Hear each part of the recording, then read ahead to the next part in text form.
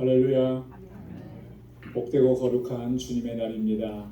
지난 한 주간 동안도 하나님께서 저희들에게 크신 은혜와 사랑을 베풀어 주셨고 또 선한 손길로 인도해 주셨습니다.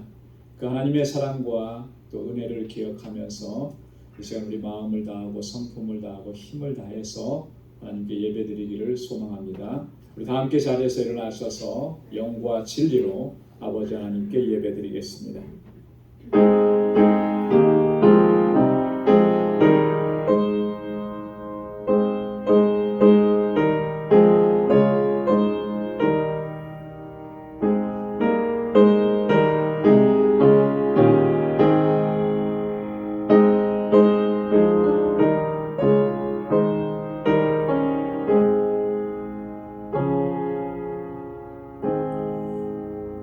하나님이여 민족들로 주를 찬송케 하시며 모든 민족으로 주를 찬송케 하소서. 열방은 기쁘고 즐겁게 노래할지니 주는 민족들을 공평히 판단하시며 땅 위의 열방을 치리하실 것임이니이다. 하나님이여 민족들로 주를 찬송케 하시며 모든 민족으로 주를 찬송케 하소서. 하나님이 우리에게 복을 주시리니 땅의 모든 끝이 하나님을 경외하리로다. 아멘. 은혜로우시고 자비하신 만군의 주 여호와 하나님 아버지, 오늘도 거룩하고 복된 날을 저희들에게 허락해 주시고 우리 모 심령들을 주님의 보좌 앞으로 인도해 주시고 이렇게 하나님을 경배하고 찬양하며 예배케 하시니 감사합니다. 지난 한 주간 동안도 감당할 수 없는 크신 은혜와 사랑으로 우리를 이끌어 주시고 이 험악한 세상 넉넉히 감당하고 이겨낼 수 있도록 주님의 권능의 팔로 우리를 붙잡아 주셨음에 감사합니다. 이 시간 우리 마음을 다하고 성품을 다하고 뜻을 다하고 힘을 다하여서 오직 하나님을 예배하는 저희 심령 되게 하여 주옵소서.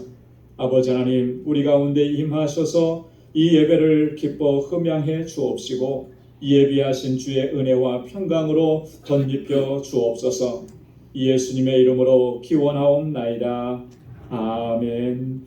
전능하사 천지를 만드신 하나님 아버지를 내가 믿사오며 그 외아들 우리 주 예수 그리스도를 믿사오니 이는 성령으로 잉태하사 동정녀 마리아에게 나시고 본디오 빌라도에게 고난을 받으사 십자가에 못 박혀 죽으시고 장사한 지 사흘 만에 죽은 자 가운데서 다시 살아나시며 하늘에 오르사 전능하신 하나님 우편에 앉아 계시다가 저리로서 산 자와 죽은 자를 심판하러 오시리라. 성령을 믿사오며 거룩한 공회와 성도가 서로 교통하는 것과 죄를 사하여 주시는 것과 몸이 다시 사는 것과 영원히 사는 것을 믿사옵나이다. 아멘. 자리에 앉으시기 바랍니다. 찬양으로 하나님께 영광 돌리겠습니다.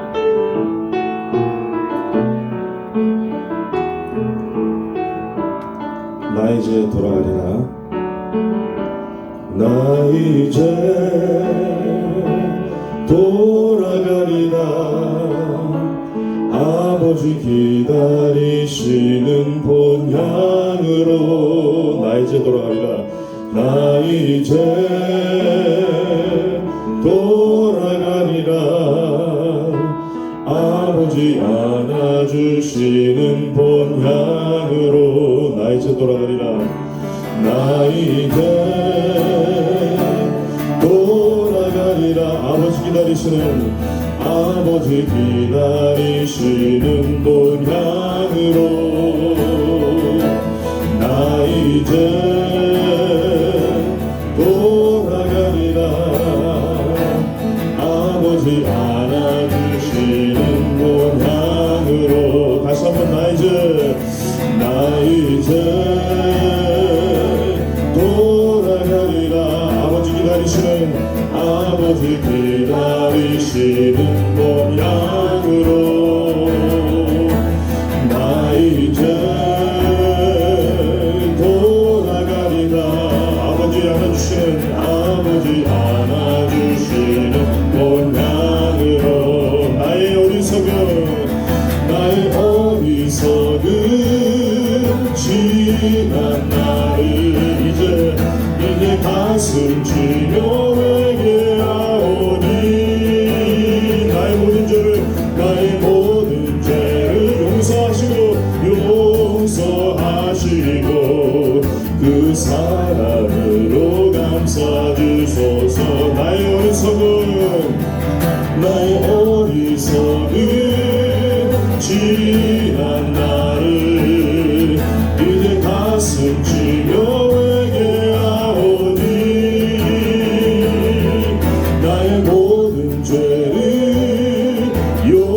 용서하시고 아멘 그 사랑으로 감싸주소서 나 이제 돌아가리라 아버지 눈물이신 그 품으로 나 이제 돌아가리라 아버지 변치 않으신 그 품으로 나 이제 돌아가리라 나 이제 돌아가리라 아버지 눈물 흘리신 그 품으로 나 이제 돌아가리라 아버지 변치 않으신 그 품으로 다시 한번 나 이제 돌아가리라 아버지 눈물 흘리신 그 품으로 나 이제 돌아가리라 아버지 변치 않으신 그 품으로 나의 방황했던 지난 날을 나의 방황했던 지난 날을 이제 눈물로써 회개하오니 나의 상한 마음 만져주시고 그 사랑으로 감싸주소서 나의 방황했던 지난 날을 이제 눈물로써 회개하오니 나의 상한 마음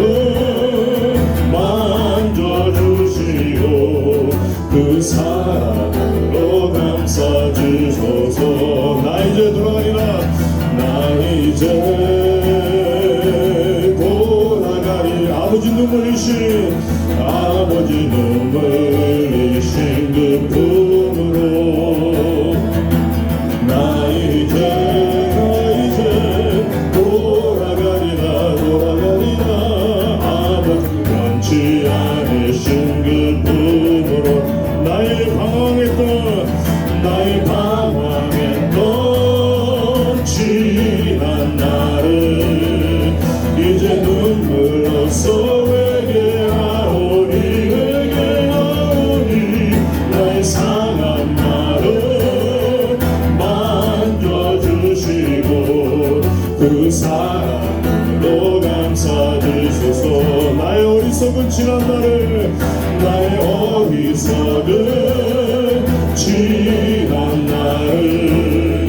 이제 가슴 찢어 회개하오니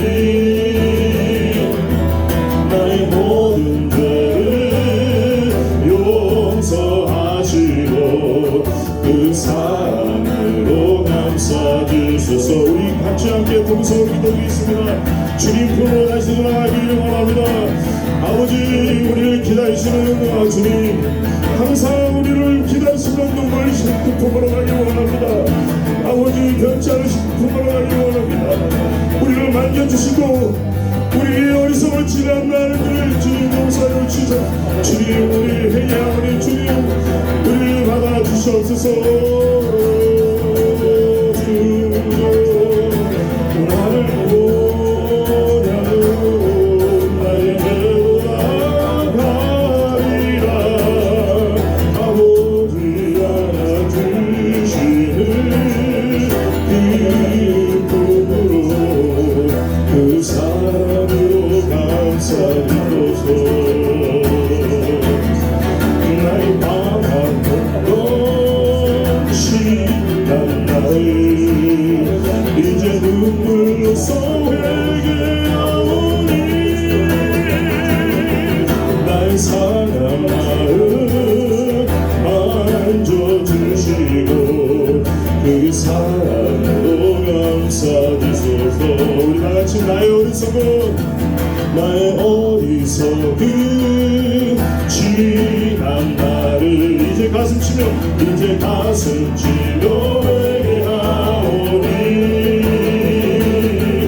나의 모든 죄를 용서하시고 그 사랑으로 감싸주소서. 나의 방황했던 지난 날을 나의 방황했던 지난 날을 이제 눈물로써 회개하오니 나의 상한 마음 만져주시고 그 사랑으로 감싸주소서. 그 사랑으로 감싸주소서. 아멘. 다 같이 일어나셔서 찬양하겠습니다.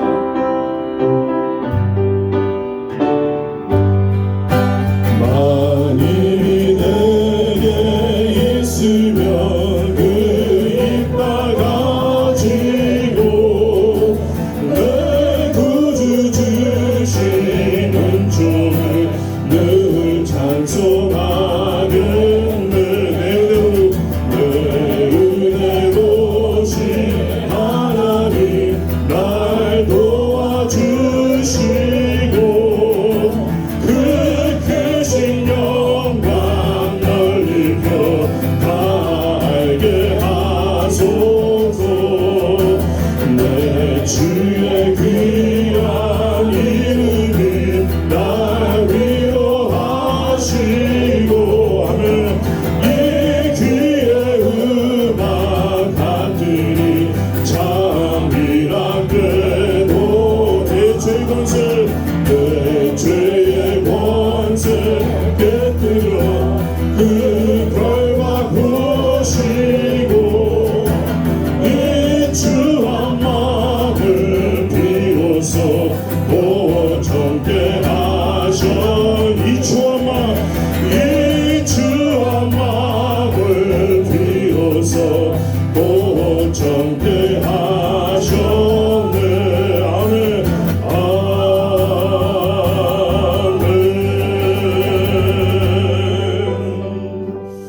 아멘. 자리에 앉으시기 바랍니다.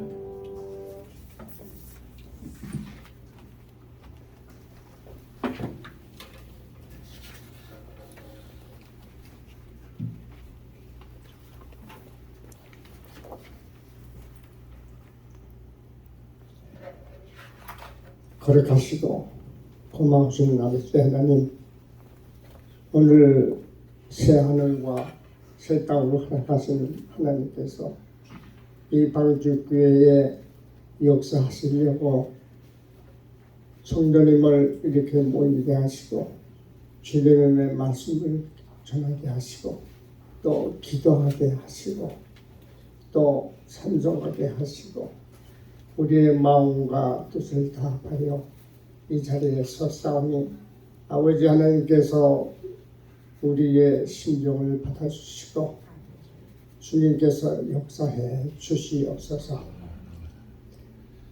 예수 그리스도를 십자가에 새기까지 사랑하면서 용서하시는 하나님 감사드립니다. 지금 이 세상은 매우 혼란스럽습니다.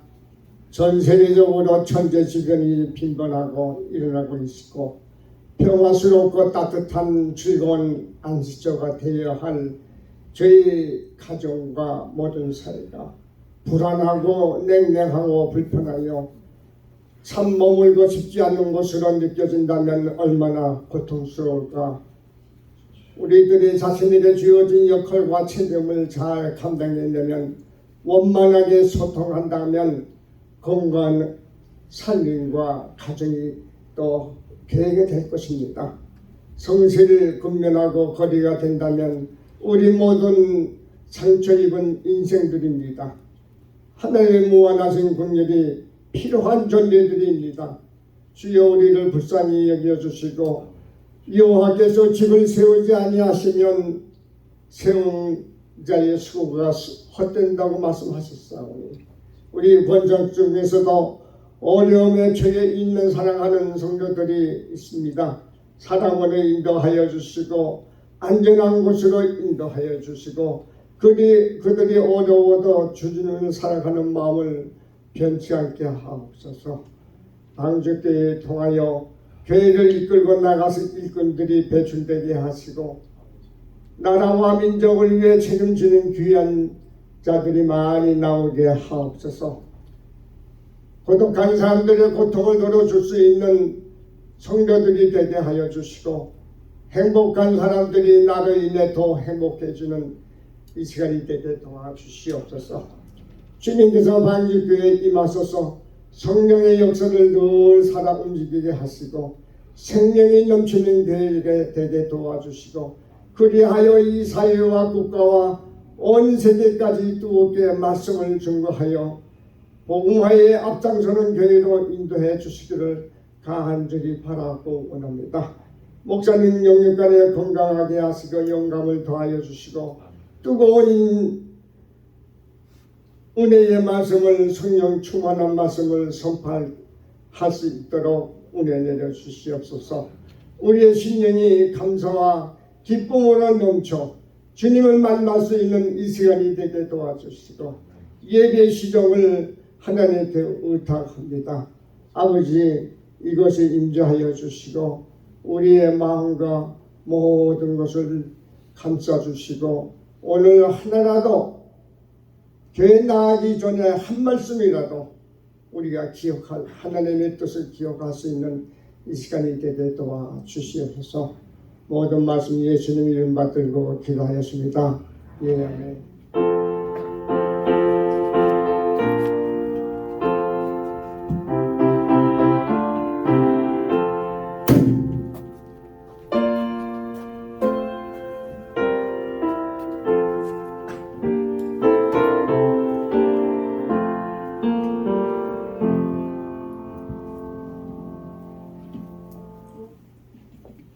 오늘 이 시간 우리에게 주시는 하나님의 말씀 신약성경 누가복음 제18장 18절에서 30절까지 말씀입니다. 신약성경 누가복음 제18장 18절에서 30절까지 말씀 신약 126페이지에 있습니다. 제가 한 절 읽고 여러분 한 절 읽고 이렇게 교독하겠습니다. 18절부터 봉독합니다. 어떤 관원이 물어 가로되 선한 선생님이여 내가 무엇을 하여야 영생을 얻으리이까?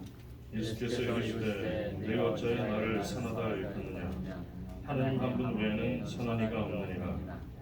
내가 계명을 안 하니 간음하지 말라, 살인하지 말라, 도적질하지 말라, 거짓 증거하지 말라, 내 부모를 공경하라 하였느니라. 여짜하되 이것은 내가 어려서부터 다 지켰나이다. 예수께서 이 말씀을 들으시고 이르시되 내가 오히려 한 가지 부족한 것이 있으니 내게 있는 것을 다 팔아 가난한 자들을 나눠주라.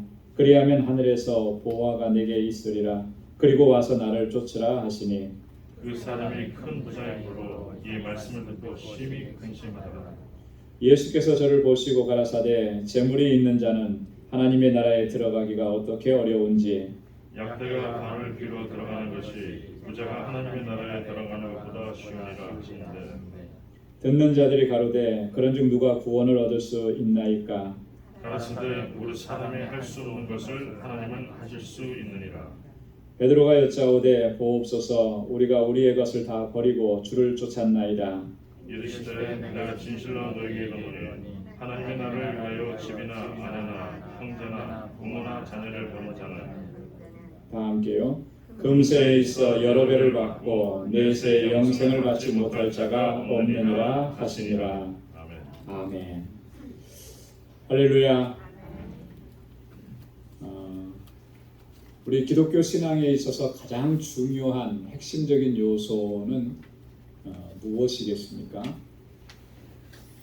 그것은 바로 구원의 문제, 영생의 문제라고 하는 것입니다. 우리 기독교는 어떤 종교보다도 이 도덕성, 윤리적인 삶을 강조하고 또 가르칩니다. 그렇기 때문에 우리 그리스도인들의 삶은 세상 속에서 우리 그리스도인들의 삶은 세상 믿지 않는 사람보다도 더 도덕적이고 더 윤리적인 삶을 살아야 하는 것이 마땅한 것입니다.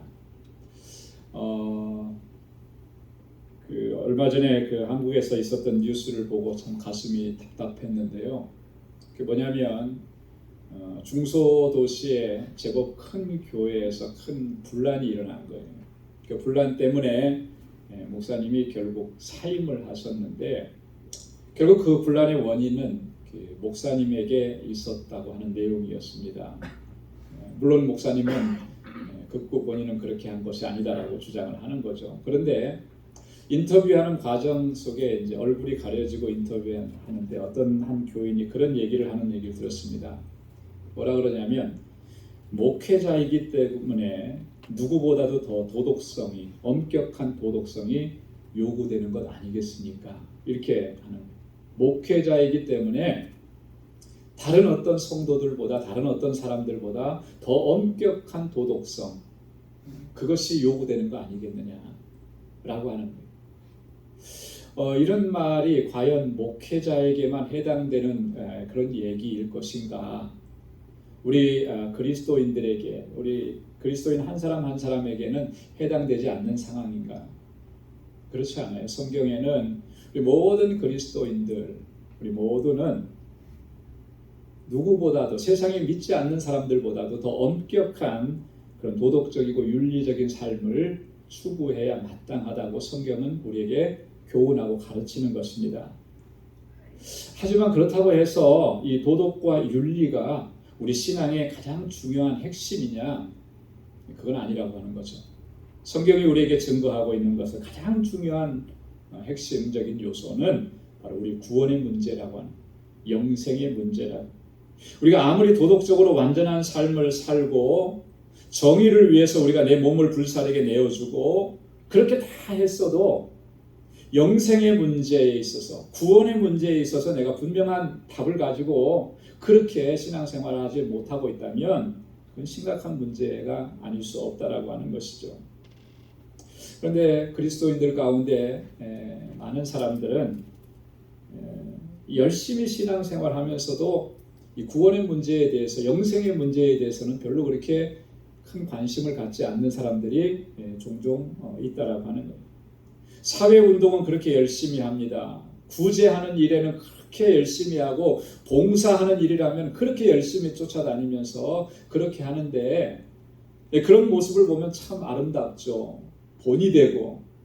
그런데 정작 그 내면 영혼의 깊은 곳에서 그 영혼의 문제, 영생의 문제, 구원의 문제에 대해서는 그렇게 고민하지 않는 것 같은 그런 사람들이 종종 있다라고 하는 거예요. 그래서 이 구원의 확신에 대해서 물어봅니다. 영생에 대해서 물어보면 대답을 잘 못하는 거죠. 심한 경우에는 내가 그런 확신을 갖지 않았다고 해서 그게 뭐 대단한 문제가 되겠느냐. 내가 오늘 지금 여기서 도덕적으로, 윤리적으로 사회 봉사하면서 열심히 최선을 다해서 살면 그걸로 되는 것이지. 이렇게 생각하는 그리스도인들이 상당히 있더라는 것이죠.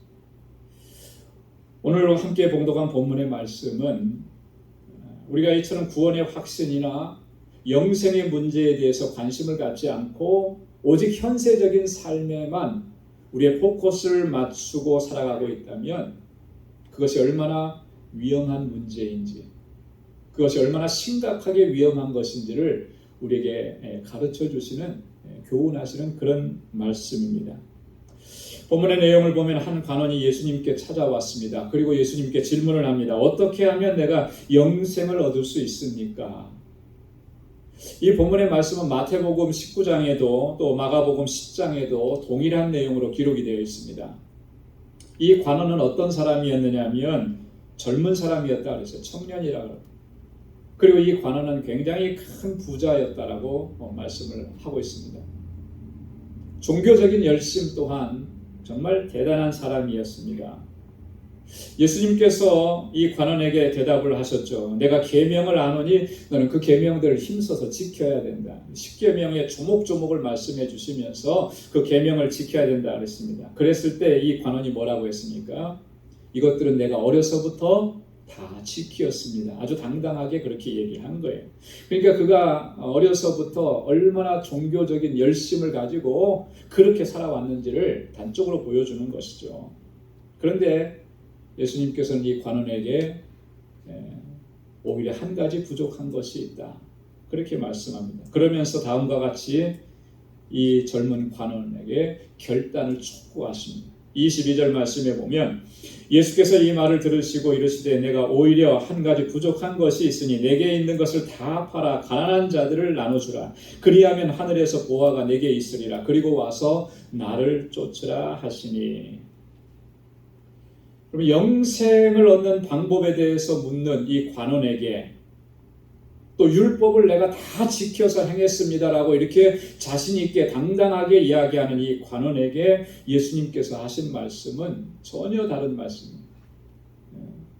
이 관원은 자신이 이 정도로 완벽하게 철저하게 퍼펙트하게 나는 살아왔습니다, 자신 있게 얘기했지만 예수님께서 뭐라고 하신 거예요? 오히려 한 가지 부족한 것이 있다. 근데 그 한 가지 부족하다라고 하는 것이 그 하나만 부족한 것이 아니라 이게 가장 중요한 내용이다라고 하는 것을 예수님께서 말씀을 하시는 거예요. 그러면서 영생을 묻는 이 젊은 관원에게 예수님은 그의 인생에 있어서 가장 중요한 것을 얻기 위해서 그가 포기해야 되고 버려야 될 것이 무엇인지를 말씀해 주시고 또 교훈하시고 또 결단하신다라고 하는 거죠. 그럼 뭘 버려야 된다고 말씀을 하셨습니까? 오늘 본문의 내용을 보면 여러분, 물질을 버리라고 하신 것이겠어요? 돈이 많으니까 그거 버려라? 사실 그거는 우리가 겉으로 보여지는 표면적인 것이지 내면적인 것은 그 물질을 버리는 것에 있지 않다라고 하는 거예요. 뭐냐면 지금까지 자기가 자기 스스로를 의지하고 자기 공로를 의지했던 그 모든 것들을 너는 포기해야 된다, 그거 버려야 된다, 이렇게 말씀하고 있는 것입니다.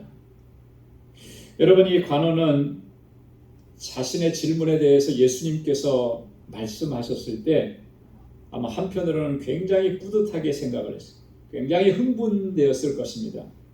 예수님께서 뭐라고 대답해 주셨습니까? 율법과 십계명의 이 말씀들을 너는 잘 지켜야 된다, 그 말씀을 하신 거거든요. 영생을 어떻게 얻습니까 하니까 율법을 잘 지켜야 된다, 이렇게 말씀하시니까 당연히 이 관원은 뭐라고 생각하겠습니까? 나 지금까지 그 계명들 잘 지켰으니까 이제 그동안 내가 고민했던 이 영생의 문제가 해결되었구나, 나는 이미 다 그걸 해결받은 존재구나, 아마 이렇게 생각을 했을 거예요.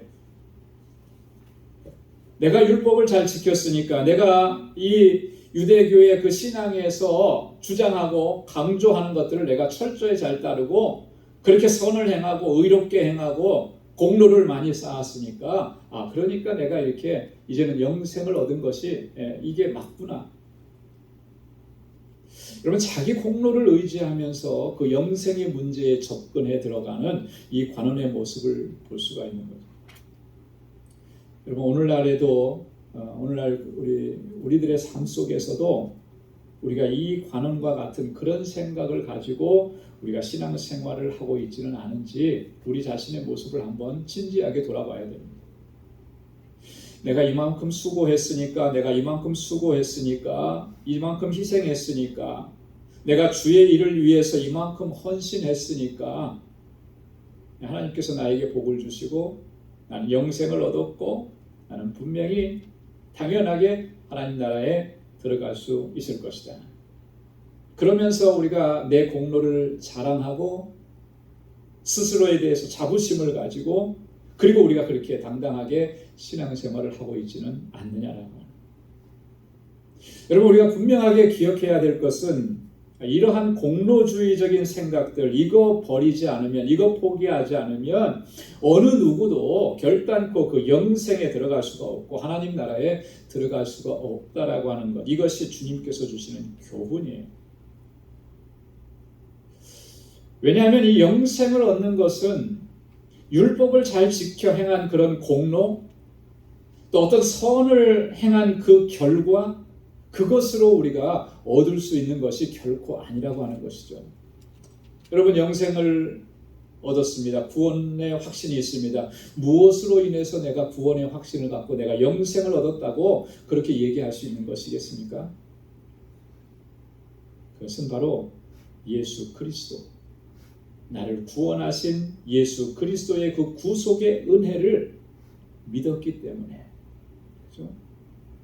예수님이 나를 구원해 주신 구원자라는 사실을 내가 의심 없이 믿었기 때문에 그 믿음으로 말미암아 하나님께서 은혜로 우리에게 구원을 허락해 주시고 영생을 허락해 주시고 하나님 나라에 들어갈 수 있도록 우리 인도해 주셨다라고 하는 것이죠. 우리가 이 사실을 분명하게 기억하고 우리의 신앙생활을 하나님 기뻐하시는 뜻대로 감당해야 할 줄로 믿습니다. 오늘 함께 봉독한 본문의 말씀 바로 앞부분에 보면은 우리가 잘 아는 말씀이 기록되어 있습니다. 그건 뭐냐면 바리새인과 세리가 기도하는 모습을 비유로 예수님께서 하신 말씀이에요. 근데 그 바리새인의 기도가 어떤 기도였는지는 우리 잘 기억합니다. 자기 의를 나타내고 자기 공로를 자랑하면서 자화자찬하면서 하는 기도였습니다. 자기만 자랑했으면은 그래도 조금 봐줄만 한데 자기를 자랑하면서 또 어떻게 했습니까? 다른 사람들을 무시하고 멸시했던 거예요. 그러면서 그는 이렇게 기도하죠. 하나님이여, 나는 다른 사람들 곧 토색, 불의, 간음을 하는 자들과 같지 아니하고 이 세리와도 같지 아니함을 감사하나이다. 나는 저런 사람들하고는 본질적으로 다른 사람입니다. 저 사람들과 같지 않은 것에 대해서 내가 감사합니다. 여러분, 이렇게 말하는 것 속에는 어떤 마음이 있는 거예요? 그 사람들을 무시하고 멸시하는 거죠. 그러면서 또 나아가서 이렇게 얘기합니다. 나는 1회에 2번씩 금식하고 또 소득의 11조를 드리나이다. 한 주일에 2번씩 금식하는 거, 소득의 11조를 드리는 거, 계명을 통해서 우리에게 명하신 말씀들이에요. 나 이거 철저하게 잘 지켰습니다. 뭘 자랑하는 겁니까? 자기 의를 자랑하는 거죠. 자기 공로를 자랑하는 거예요. 그러니 당연히 마땅히 나는 하나님께서 나를 의롭다 여기시고 하나님께서 나를 그렇게 받아주실 것이다. 하나님의 백성이고 나는 하나님의 상속자라고 그런 확신을 가진 거예요. 뭐에 근거해서 그런 확신을 가졌냐면 자기 공로에 근거해서 그런 확신을 갖는 거예요. 자기가 지금까지 행해왔던 그런 종교적인 열심, 그것을 근거해서 이런 확신을 갖고 있는 거죠. 그러나 예수님께서 하시는 말씀은 예수님의 평가는 완전히 달랐다라고 하는 거죠.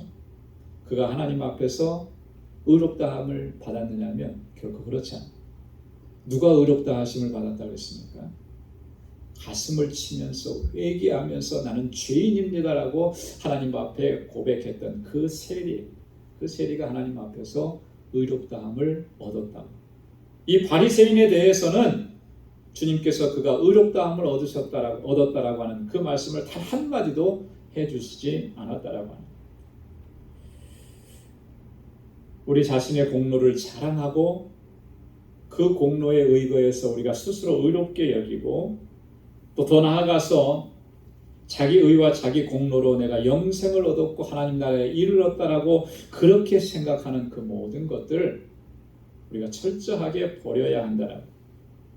그것을 버리지 아니하고 끝까지 그것을 붙잡고 의지한다면 마지막 순간에는 그가 붙들었던 그것과 함께 안타까운 결과를 맞이하게 될 수밖에 없다라고 하는, 그것이 오늘 본문을 통해서 우리에게 주시는 첫 번째 교훈이라고 하는 겁니다.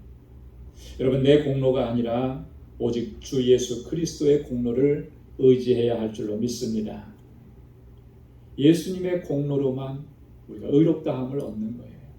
예수님께서 나 같은 죄인을 구원하시기 위해서 십자가에서 달려 돌아가신 그 사건, 그 구속의 사건, 그 구속의 은혜를 믿고 의지하는 사람만이 하나님 앞에서 의롭다함을 얻고 또 하나님께서 주시는 영생에 들어가게 되는 줄로 믿습니다.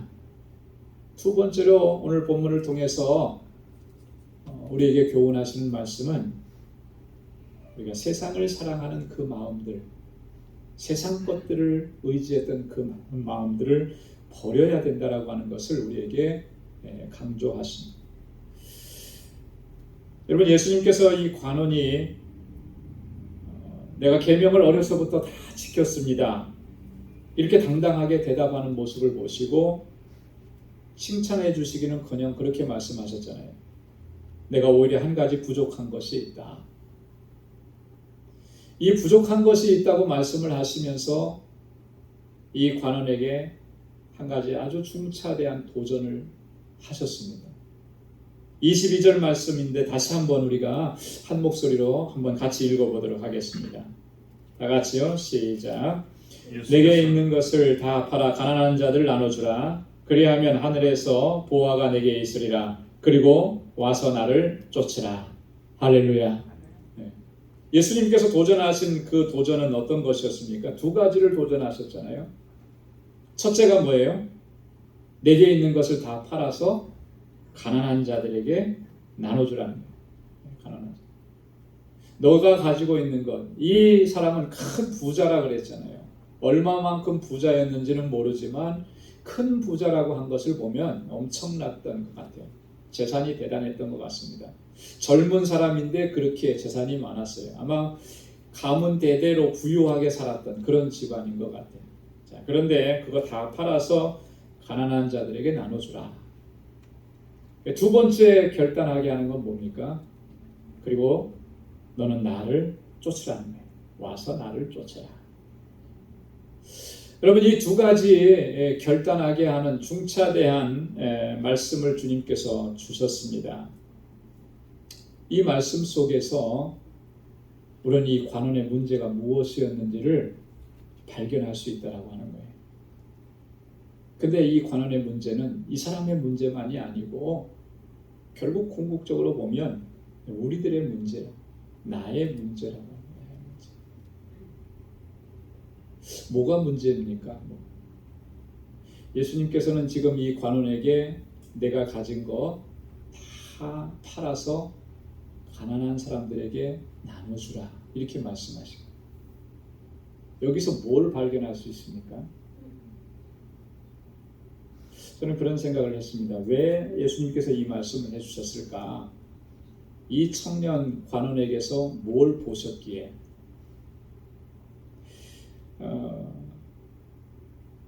그걸 보신 것 같아요. 자기가 부유하고 자기가 넉넉하고 자기가 이렇게 소유하고 있는 것에 만족하면서는 살아도 주변을 돌아보지 못했다. 주변에서 고통스럽고 힘들고 괴로움에 처해 있는 그 이웃들을 돌아보는 마음이 조금도 없었다라고 하는 것을 발견합니다. 그래서 내가 가지고 있는 것 그거 다 팔아서 가난한 자들에게 주어라. 예수님께서는 이 말씀을 하시면서 율법의 근본적인 정신이 무엇인지를 이 젊은 관원을 통해서 관원에게 분명하게 가르쳐 주신 거예요. 내가 지금 율법을 잘 지켜서 계명들을 잘 지키고 지금까지 완전하게 그렇게 지키면서 살아왔다고 자랑스럽게 생각하는데, 그건 겉으로는 그렇게 생활했을지 모르지만 너는 정말 율법의 핵심 자체를 도외시하고 있었다라고 하는 거, 그걸 가르쳐 주시는 거라는 거죠. 여러분, 율법의 핵심은 무엇입니까? 율법의 근본 정신은 뭐예요? 그것은 사랑이라고. 사랑. 율법의 근본 정신은 사랑입니다. 왜 그러냐면 하나님께서 우리를 사랑하셔서 율법과 계명들을 주신 거예요. 그래서 성경에서 우리가 하나님의 명령, 하나님의 계명들을 대할 때마다 우리는 뭘 발견할 수 있느냐 하면 그 속에 담겨진 하나님의 사랑을 발견할 수 있어야 돼요. 지난번에도 한번 말씀을 드린 적이 있는데 신명기에 보면 하나님께서 우리에게 주신 계명은 우리의 무엇을 위해서 주셨다고 그랬어요? 우리의 행복을 위해서 주셨다. 그러니까 너는 힘써서 지켜 행하라. 우리를 사랑하시니까 우리가 행복하기를 원하시는 것이고, 우리가 행복하게 되기를 원하셨기 때문에 하나님께서 계명들을 주셨어요. 그 계명을 주셔서 그 말씀대로 순종하고 따라가면 하나님께서 우리를 얼마나 사랑하시는지, 우리를 얼마나 귀하게 여기시고 아끼시는지 그것을 발견할 수가 있는 거예요. 그래서 율법 안에는 사랑이에요. 사랑. 하나님께서 우리를 사랑하시는 그 사랑. 그게 핵심인 것이죠. 또한 우리가 그 계명들을, 하나님의 율법들을 힘써서 지키는 것은 왜 지키는 것이겠습니까? 하나님께서 그렇게 명령하셨으니까 지키는 거예요. 그렇다면은 우리도 똑같이 이 관원과 같은 그런 생각에 머무를 수밖에 없는 거예요. 하나님이 명하셨기 때문에, 명령이기 때문에만 그 말씀대로 순종하는 것이 아니고, 계명을 따르고 순종하는 것은 하나님을 사랑하기 때문에, 하나님이 나를 얼마나 사랑하시는지를 내가 깨달았으니 내가 하나님을 사랑하는 그 마음으로 이 명령에 순종하고 따라가는 거예요. 그래서 우리가 무슨 일을 하든지 어떠한 일을 하든지 그 하나님을 사랑하는 것이 동기가 되지 않으면 그 어떠한 것도 하나님의 기쁨이 될 수가 없는 것입니다. 그래서 우리가 교회 안에서 열심히 봉사하고 수고하고 또 말씀대로 내가 순종하면서 살아가려고 하는 것, 그 모든 노력들이 정말 하나님의 사랑을 경험하고 깨닫고 하나님을 사랑하는 동기에서 그렇게 하고 있는지를 늘 돌아봐야 하는 것입니다. 그거 놓치게 되면 아무리 우리가 수고하고 애쓰고 사람들의 칭찬을 많이 받아도 결코 하나님 앞에서는 그것이 칭찬이 될 수 없고 하나님의 기쁨이 될 수가 없다라고 하는 사실이에요. 이 율법의 근본적인 이 정신인 사랑은 항상 두 가지 방향으로 흘러가게 되어 있습니다. 한 방향은 하나님께로 흘러가는 거예요. 그래서 하나님께 대한 사랑으로 나타나게 됩니다. 또 다른 한 방향은 이웃에 대해서 흘러가게 되어 있습니다. 그래서 예수님께서 한 율법사가 예수님 앞에 나와서 질문을 했잖아요. 율법 중에서 가장 중요한 것이 무엇입니까? 가장 큰 계명이 무엇입니까?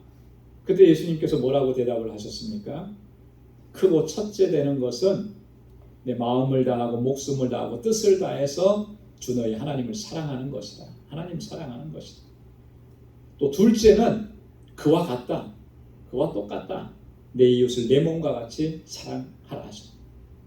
그래서 이 두 가지가 온 율법과 선지자의 강령이라고 예수님께서는 분명하게 말씀을 해주신 거예요. 그래서 이 율법의 근본 정신, 사랑은 이렇게 두 가지로 나가게 됐어요. 우리가 정말 하나님의 율법, 하나님의 말씀, 하나님의 율법의 정신을 바로 알고 있다면 마음과 정성과 뜻을 다해서 하나님 사랑하고 그와 똑같이 우리의 이웃을 내 몸과 같이 사랑하게 되어 있다라는 거예요. 그런데 오늘 이 관원에게서는 그것을 발견할 수가 없었다.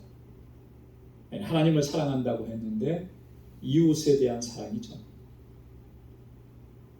율법을 철저하게 따르고 잘 지켰을지는 모르지만 그의 삶 속에서는 이웃에 대한 사랑과 관심과 배려가 전혀 없었다라고 합니다. 자기의 부를 축적하는 일에 대해서는 불철주야 최선을 다했지만 그 부요함과 넉넉함을 가난한 사람들과 고통당하는 사람들과 나누면서 사는 일에는 너무나 인색했다라고 하는 거예요. 율법의 근본 정신인 사랑은 도외시하고 자기는 문자적으로 이 율법을 잘 지켰다라고 하는 것만 자랑하면서 그것을 자기 의로 삼고 있었다라고 합니다. 예수님께서는 이것이 문제라고 하는 것을 오늘 지적하시면서 우리에게 교훈하시는 거예요. 또 다른 문제는 뭐였냐면 이 관원은 하나님보다 세상 것을 더 사랑했다라고 하는 거죠. 하나님보다 세상의 것을. 어떻게 그렇게 얘기할 수가 있느냐? 이 관원은 자기 입으로도 고백해서 계명은 내가 어려서부터 철저하게 지켰다 그랬는데 그 정도면 하나님 사랑한 거 아니겠느냐? 그런데 하나님보다 세상의 것을 더 사랑한 거예요. 왜 그렇게 얘기할 수 있느냐면 예수님께서 그렇게 말씀을 하셨잖아요. 내가 가지고 있는 것들 그거 다 팔아서 가난한 사람들에게 나눠주고 그리고 너는 나를 쫓으라. 그렇게 하면 하늘에서 내게 보화가 있을 것이다. 이렇게 말씀을 해주셨는데 이 말씀을 듣고 나서 이 관원은 어떻게 됐습니까? 마음에 근심이 생긴 거예요. 번민이 생긴 겁니다. 갈등이 생긴 겁니다. 물론 갈등이 생길 수 있죠. 그런데 마지막 그의 선택은 뭐였습니까? 예수님께로 나아오는 것이 아니라, 오늘 본문에는 기록이 안 되어 있습니다만 다른 버전에, 다른 복음서에 보면 되돌아갔다 그랬어요. 되돌아갔다. 하나님보다 자기가 가지고 있는 이 물질이 더 소중했던 거예요. 그죠? 예수님께서 이 말씀을 통해서 우리에게 교훈하시는 것은 바로 그런 것입니다. 세상을 사랑하고 세상의 것들을 좋아하고 그것들을 추구했던 그런 삶을, 이것을 다 내려놓지 않으면 결코 하나님께서 허락해 주시는 그 영생의 맛을 볼 수가 없다라고 하는 거예요. 왜요? 하나님보다 세상을 더 사랑하는데. 영생의 문제보다 내가 가지고 있는 내가 이미 소유하고 있는 이것에 대한 애착이 더 큰데 어떻게 그 영생의 문제 안으로 들어갈 수 있겠느냐. 여러분, 오늘 우리들의 본질적인 문제가 이런 거 아니겠습니까? 이 관원이 보여줬던 그 모습이 사실은 우리들의 모습이 아니냐라고 하는 거예요. 하나님보다 더 세상을 사랑하고 영생 얻는 길보다 이 땅에서의 만족과 기쁨을 더 추구하고 이 세상의 것에 대한 욕심을 우리가 버리지 못하는 것, 이게 우리의 문제가 아닙니다. 물질에 대한 욕심 때문에 우리가 하나님 앞에 온전하게 헌신하지 못했던 때가 얼마나 많고요. 성공과 출세에 대한 욕심 때문에 하나님께서 명하신 그 일이나 사명들 제대로 감당하지 못하고 소홀히 여겼던 적이 얼마나 많아요. 명예에 대한 욕심 때문에 우리가 하나님을 온전히 섬기지 못했던 우리들의 모습, 자식에 대한 욕심 때문에 내 자녀를 하나님 앞에 온전히 드리지 못했던 이런 모습, 사람들과의 관계, 인맥을 쌓아가는 일에 대한 욕심 때문에 하나님과의 관계를 소홀하게 여겼던 우리들의 모습, 이게 우리들의 모습 아니냐. 이런 모습을 우리가 포기하지 않음으로 인해서 하늘의 보화를 쌓는 일을 실패했고요. 마음과 뜻과 정성을 다해서 하나님을 사랑하는 일에 우리가 실패했고, 급기야는 이 영생의 길에서 실패하게 되는 것 아니겠느냐라고 하는 거죠. 그래서 예수님께서는 오늘 본문에서 분명하게 경고하십니다. 24절과 25절 말씀에 보면, 재물이 있는 자는 하나님 나라에 들어가기가 어떻게 어려운지 약대가 바늘귀로 들어가는 것이 부자가 하나님 나라에 들어가는 것보다 쉬우니라. 굉장히 충격적인 말씀을 해주신 거죠. 재물이 있는 자는 하나님 나라에 들어가기가 참 어렵대요. 뭘 얘기하는 거겠습니까? 그러니까 너희는 부자가 되려고 하지 마라, 뭐 이런 말씀하시는 거겠어요? 그게 아니라는 거예요. 부자가 하나님 나라에 들어가는 것보다 약대가 바늘귀로 들어가는 것이 더 쉽겠다, 이렇게 말씀하십니다. 그러면 부자는 하나님 나라에 들어갈 수가 없다, 불가능하다, 그런 말씀이겠습니까? 결국 그런 말씀은 아니죠. 여기서 부자라고 표현된 이 표현은 이런 거예요. 세상을 사랑하는 것을, 세상을 사랑. 하나님보다 세상을 더 사랑하는 사람, 하나님 나라에 결코 들어갈 수 없다라고 하는 것을 경고하신 말씀이에요.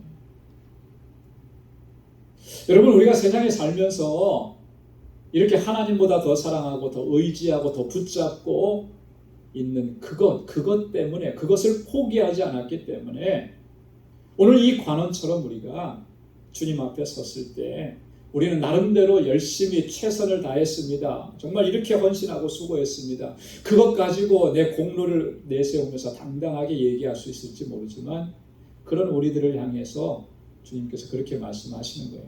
오히려 내게 한 가지 부족한 것이 있다. 근데 그 한 가지 부족한 것이 한 가지가 아니고 전부라고 하는 거죠.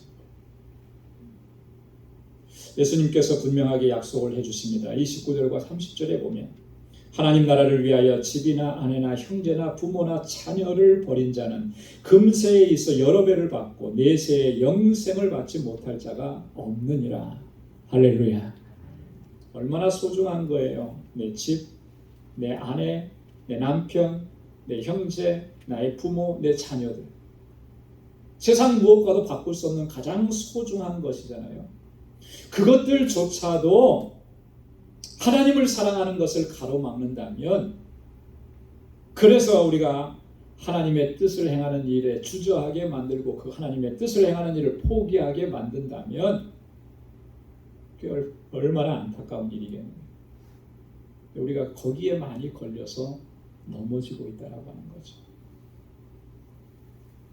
그것보다 하나님을 더 사랑하고 하나님을 더 소중하게 여기고 하나님의 뜻을 행하는 일을 귀하게 여기는 그 사람이 하나님 나라에 합당하다라고 말씀합니다.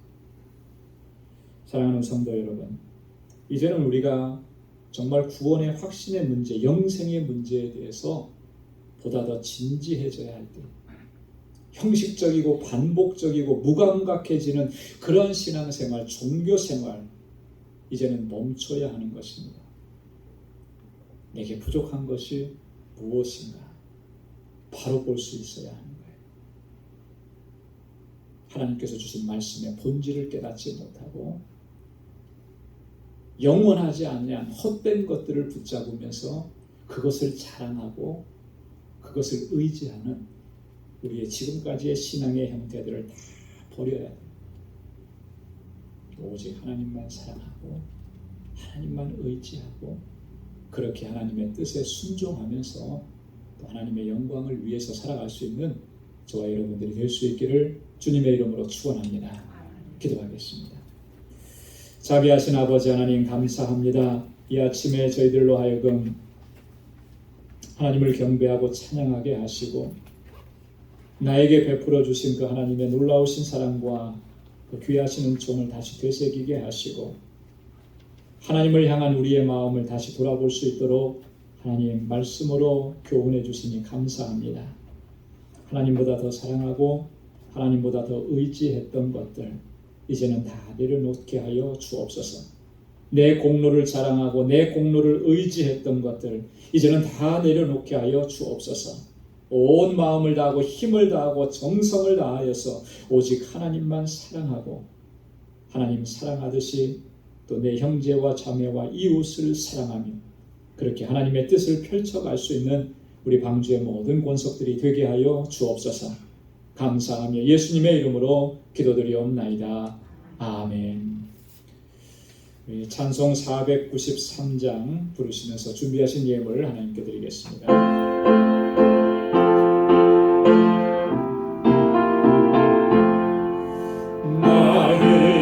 주님의 새 생명 얻은 몸 옛 것은 지나고 세상을 다 그 생명 내 맘에 강같이 흐르고 그 사랑 내게서 해같이 빛난다.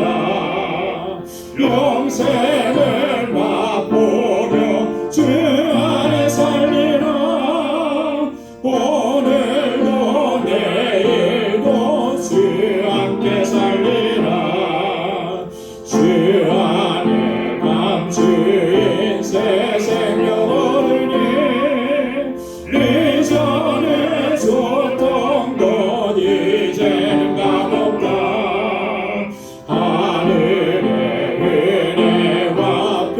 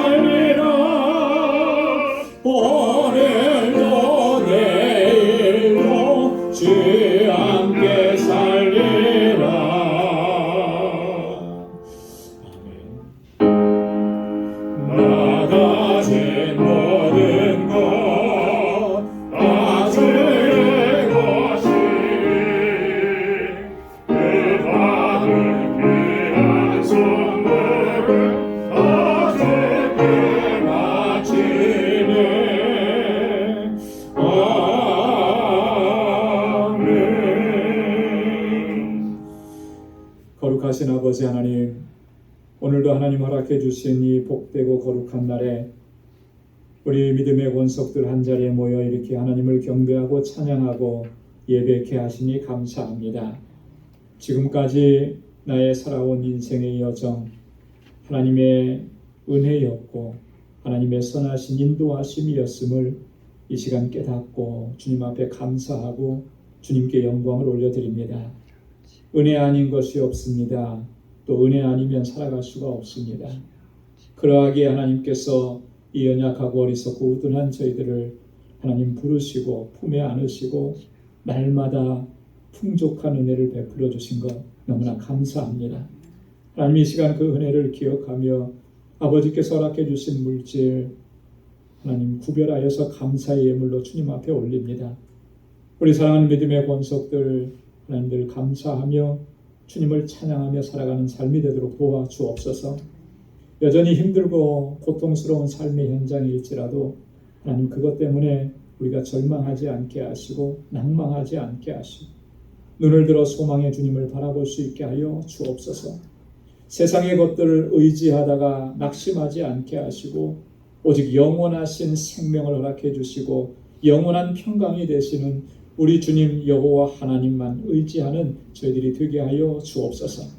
아버지 하나님 11조의 예물을 구별하여 드리며 하나님 이 시간 하나님 앞에 다시 결단합니다. 하나님의 주권을 인정하고 또 하나님께서 나를 향해서 계획하신 그 모든 일들에 온전하게 순종하며 살아가기로 결단합니다. 연약해서 또 실패하고 넘어지기도 했습니다. 하나님 불쌍히 여겨주시고 다시 일으켜 세워주셔서 온전한 순종의 자리로 나아갈 수 있도록 항상 이끌어 주옵소서. 선교의 예물을 구별하여 드리며 하나님께서 주신 그 명령을 다시 한번 마음에 새깁니다. 이 물질이 쓰여지는 곳에 하나님께서 행하시는 놀라운 역사들 우리가 날마다 목도하고 그 은혜로 충만해지도록 도와주시고 지금도 세계 곳곳에서 주의 복음을 전하는 사랑하는 주의 종들을 항상 눈동자와 같이 지켜주시고 하나님 보호하시고 그 필요를 채워주셔서 부족함이 없게 하여 주옵소서. 오늘 우리의 삶의 현장에서 항상 우리는 예수 그리스도의 증인으로 살아갈 수 있도록 하나님 우리를 주장하시고 성령께서 인도하여 주옵소서. 주님의 몸된 교회 이 사랑의 공동체를 위해서 눈물로 기도하고 땀 흘려 수고하고 헌신하며 하나님 구별하여서 하나님 건축 예물로 주님 앞에 올려드립니다. 그 모든 손길들 하나님께서 은혜 더하여 주옵시고 우리 방주재단이 정말 하나님께서 기뻐하시는 믿음의 공동체로 든든하게 서게 하시며 아름다운 사랑의 공동체가 되도록 역사하여 주옵소서. 서로 사랑하고 또 아끼고 위로하고 격려하면서 함께 주님의 주신 사명을 감당하는 우리 방주의 모든 권속들이 되게 하여 주옵소서. 아버지 하나님 내 이웃을 내 몸과 같이 사랑하라고 하신 주님의 명령을 기억하며 하나님께서 내게 베풀어 주신 그 은혜 함께 나누는 삶이 되도록 인도해 주시길 원합니다. 그 마음으로 드려진 이 구제의 예물이 하나님 이웃을 섬기는 작은 불씨가 될 수 있도록 도와주시고 하나님의 사랑을 전하기에 부족함이 없도록 인도해 주옵소서. 오 하나님 아버지 우리 방주의 권속들을 이 또 한 주간 동안 주님 붙들어 주시고 동행하시고 이끌어 주셔서 주님의 주시는 승리를 맛보는 삶이 되게 하여 주옵시고 저들의 가정과 직장과 생업의 터전을 이 한 주간도 견고하게 붙들어 주옵소서. 예수님의 이름으로 봉헌 기도드리옵나이다. 아멘. 우리 전후좌우에 계신 분들과 함께 인사 나누시기 바랍니다. 손도 흔들어 주시고요. 가까이 계시면 악수도 해주시고 또 안아주시고 사랑합니다. 말씀으로도 그렇게 좀 해주시고 주님의 은혜와 평강이 함께하길 바랍니다. 마음껏 축복해 주시고요. 주님의 크신 사랑이 여러분들의 삶 속에 또 주님의 평강이 여러분들이 행하시는 모든 일 가운데 늘 가득히 넘쳐나기를 바랍니다. 아멘. 감사합니다. 교회 소식 전해드리도록 하겠습니다. 이제 10월 오늘 첫째 주일을 지나고 완연한 이제 가을입니다. 가을은 결실의 계절이라고 우리 보통 그렇게 얘기를 하죠. 저희 동네에 가끔 산책하다 보면 밤나무가 하나가 있는 집이 있더라고요. 밤나무가 가로수로 있는데 요즘에는 밤이 잘 익어서 떨어지더라고요. 그래서 주워 오고 싶은 마음은 굴뚝 같은데 함부로 주지는 못할 것 같고 그래서 그냥 보고만 오는데 밤이 정말 잘 익었어요. 예. 결실의 계절입니다. 그래서 모든 것들이 아름다운 풍성한 결실을 내는 계절인데 여러분 우리의 영적인 삶에도 풍성한 결실이 맺혀지기를 소망합니다. 그럴 수 있기 위해서는 개인적인 영성 생활도 정말 힘써야 되고 우리 공동체적인 그런 영성 생활도 힘써야 되고 특별히 하나님께서 우리에게 맡겨주신 그런 사명들도 최선을 다해서 감당해야 됩니다.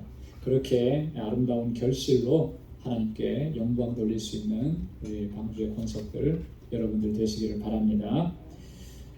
아직도 많이 힘들고 어려운 시기입니다. 그렇기 때문에 그 어느 때보다도 서로를 돌아보는 관심과 배려와 사랑이 필요한 때예요. 그래서 우리 공동체 안에서 우리 형제 자매들만 돌아보는 것이 아니라 이제는 우리의 시선을 조금 더 멀리를 향해서 우리의 이웃들을 돌아보면서 정말 하나님의 사랑이 필요한 곳을 향해서 하나님께서 내게 베푸신 은혜 그걸 나누면서 살아가야 돼요. 하나님께서 나에게 이런 축복을 주셨습니다. 이것에 대한 감사 여기서만 머물러서는 안 되고요. 하나님께서 내 이웃을 내 몸과 같이 사랑하라고 하신 이 말씀을 기억하면서 그렇게 조금이라도 나누면서 섬기면서 그렇게 살아갈 수 있는 우리 모두가 되기를 바랍니다. 오늘 친교를 위해서 우리 장재호 집사님, 송영권 권사님 가정에서 친교 떡을 준비하셨습니다. 가시면서 하나씩 받아가시기를 바라고요. 우리 문일성 집사님 퇴원하셔서 가정에서 가려 중에 계시고 우리 이지연 성도님 리헵으로 옮겨오셔서 계속 치료 중에 있습니다. 기도해 주시고요. 우리 배상준 집사님 베트남으로 출장을 떠나셨는데 3개월여 정도 걸린다 그래요. 그곳에 이제 공장이 있는데 그동안 못 가고 오셔서 좀 많이 손볼 일들이 많이 필요하다고 그러는데 베트남이 그 많은 그런 제약들을 참 많이 하고 있거든요. 그러니까 안전하실 수 있도록 건강 여러분 위해서 기도해 주시길 바랍니다. 중보기도란에 있는 기도 제목들 보시고 여러분 기도해 주시고 특별히 우리 기록해 놓진 않았습니다만 우리 이 어려운 때에 비즈니스 하시는 분들 사업장들을 위해서 많이 기도해 주시고 또 우리 교회 학교 주일학교와 유스그룹과 EM을 위해서도 여러분 더 열심히 많이 기도해 주시길 바랍니다. 우리 다 함께 자리에서 일어나셔서 마지막 찬양 268장 1절 부르시겠습니다.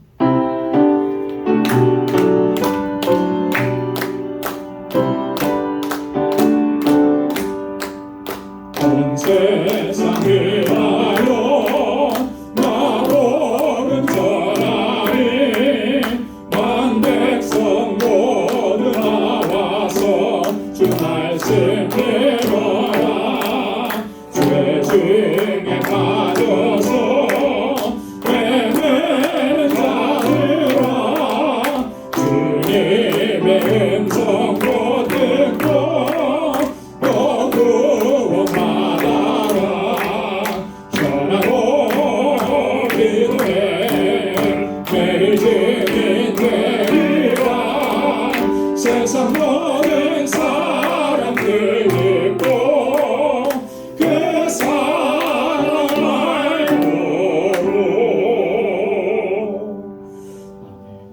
이제는 우리 주 예수 그리스도의 무한하신 은혜와 하나님 아버지의 크고 놀라우신 사랑과 성령의 위로 교통 충만하심의 역사가 하나님의 뜻을 바로 알고 하나님의 뜻대로 순종하며 하나님을 사랑하고 내 형제와 자매와 이웃을 사랑하며 그렇게 하나님의 뜻을 펼쳐나가기로 결단하고 다짐하는 우리 방주의 모든 믿음의 권속들과 또 저들의 가정과 직장과 생업의 터전과 학업 위에 이제로부터 영원까지 함께 하시기를 간절히 축원하옵나이다. 아멘.